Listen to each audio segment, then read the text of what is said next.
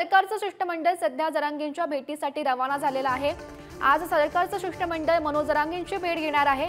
बच्चू कडू आणि मुख्यमंत्र्यांचे ओएसडी मंगेश शिवटे आता हे जरांगेंची भेट घेतील आणि कालच्या बैठकीनंतर बच्चू कडूंनी मुख्यमंत्र्यांकडे तपशील सादर केलेला आहे आणि सरकारमध्ये चर्चा होऊन नवीन ड्राफ्ट तयार झाल्याची माहिती सध्या मिळते।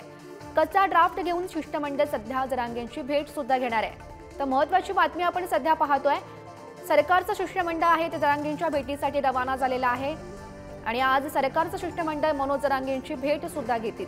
तर यामध्ये बच्चू कडू आणि मुख्यमंत्र्यांचे ओएसडी मंगेश शिवटे आता जरांगेंची भेट घेणार आहेत आणि खरं तर कालच्या बैठकीनंतर बच्चू कडूंनी मुख्यमंत्र्यांकडे तपशील सादर केला होता आणि सरकारमध्ये चर्चा होऊन नवीन ड्राफ्ट तयार झाल्याची माहिती सध्या मिळते। तर कच्चा ड्राफ्ट घेऊन शिष्टमंडळ जरांगेंची भेट सुद्धा घेणार आहे आणि या संदर्भात माहिती देत आहेत आमचे प्रतिनिधी सचिन जिरे सध्या आपल्या सोबत आहेत। सचिन, आपण पाहतोय सरकारचं शिष्टमंडळ आहे ते जरांगेंच्या भेटीसाठी रवाना झालेले आहे।